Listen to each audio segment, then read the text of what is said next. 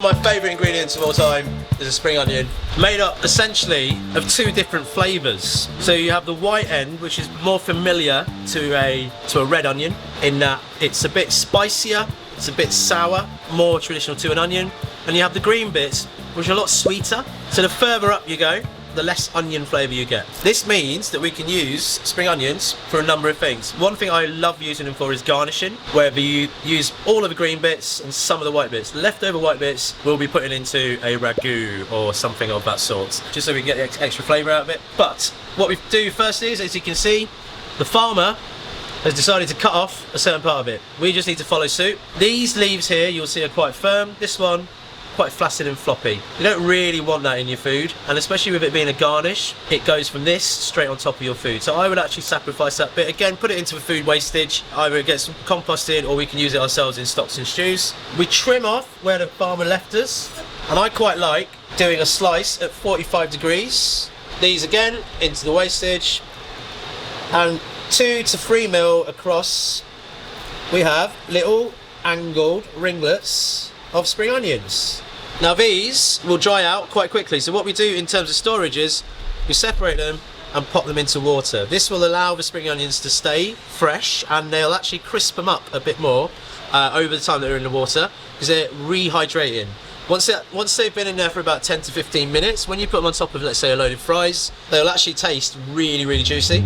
So generally, it's good to always look after your knife. I try not to put my knives into the dishwasher, because you don't know what else is in there, stuff flies around, could blunt a knife. The way I look after my knife, with a scouring pad, if it's particularly greasy, hot soapy water. If it's not, again, just flush it down, and then you sanitize it. As you can see, what I'm not doing is cleaning it sharp end towards me. Always have, just general rule of thumb with a knife, the sharp end, the pointy end should be as far away from you as possible. Once you've done that, dry it. Why is drying it important? Because you don't want it to rust. When you sharpen your knives, it leaves little crevices, open air pots for your knife. If you leave it wet, rust starts to build in there. Oxidization. Technically, rust is only from iron. This is true. Apologies. Why ask me the question? Why ask me the question?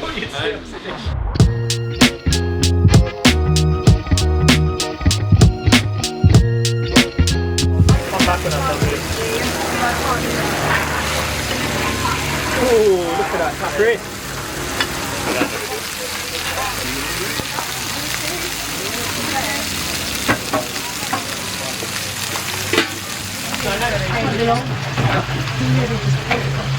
Oh, the steam. Lovely. So your 2 fries? Yep. So can I get 4 fries?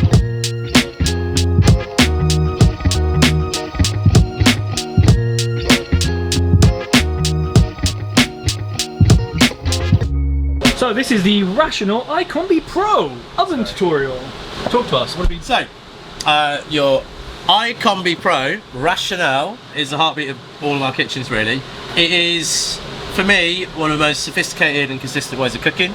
So much so that you might find me on Rational's Instagram.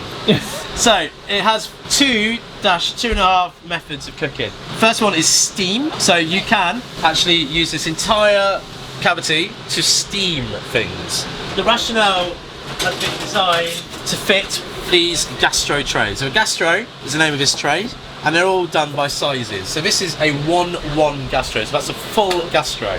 If you were to halve this, you would have something called a half gastro, which we have over here. And because they all have the same width, they can all fit into the oven. In a steam function, these gastros will have holes in, they're perforated, so that allows the steam to get through all the food that's in there. And what kind of things would you steam in there? Just for an example. Vegetables are always quite a big thing that we steam. So we do green beans and pomegranate salad. So green beans, you don't really want to roast them because they'll get too dark. You steam them, so it's just blanched. You could do them in 6 trays. So you could probably do the best part of 40 kilos of green beans in there if you wanted to. So that's another part of it. Because it's so organised and consistent, the heat goes throughout all of it. Everything goes in at once and everything's ready at once. So that's the steam function. And how do you put that on? What is it? So this cloud is purely steam. Now what it also will do is once you press it, let's say it's on a normal oven function, You can put it onto steam. The first thing it'll tell you is how much moisture would you like in there. So with a steam function, you're going to want a lot of moisture. Now if you've got something really delicate, you can actually lower the temperature of the steam. Oh, wow. So it's slowly, almost like sous vide, what you've got. So if you have some meat in a vat pack bag and you wanted to sous vide it for like 2-3 hours, you could actually do that. So if you put the temperature down, it's on 100% steam, which is almost like poaching or boiling it, and then you can put it on 60 degrees, which is a very gentle temperature, and that essentially is the temperature gauge. So with steam, you're probably only going to go up to 130 degrees, which is a really aggressive steam. It's like constantly blowing steam at the trays. 100 degrees is essentially it just having a rotating steam, as you would in any sort of bamboo steamer.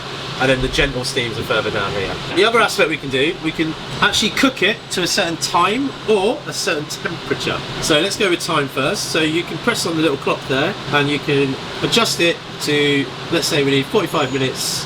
You can either adjust it on there or with the little turny knob. And then that will just start it from there.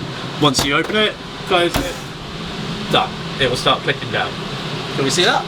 The other way of cooking it is if you've got a, let's say you have a roast dinner that you want to do. The oven itself has a probe, so you can actually pop this inside a tray of chicken breast in one of the chickens, pop it into the oven and say we want that chicken to be ready when that chicken is 80 degrees. It will then stop cooking as soon as it hits 80 degrees in the centre of that chicken.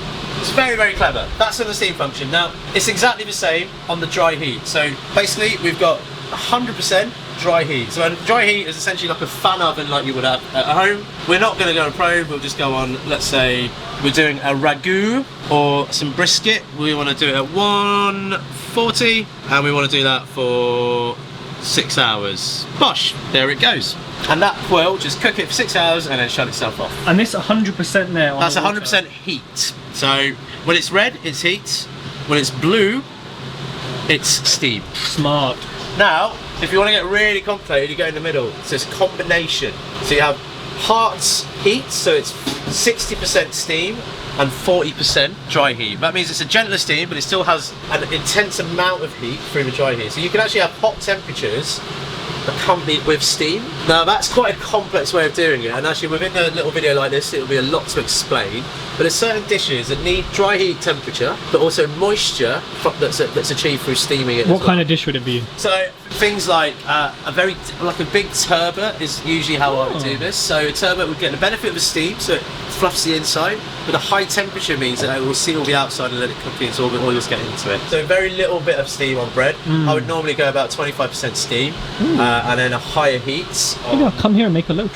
So to make a good loaf, you can do that. And then actually at the end of it, you want to crisp it off, so you got to bang it straight back on to high heat, 100% heat, and then pop there and there. So all the moisture leaves, you've got a little crispy bit, but inside will be nice and moist.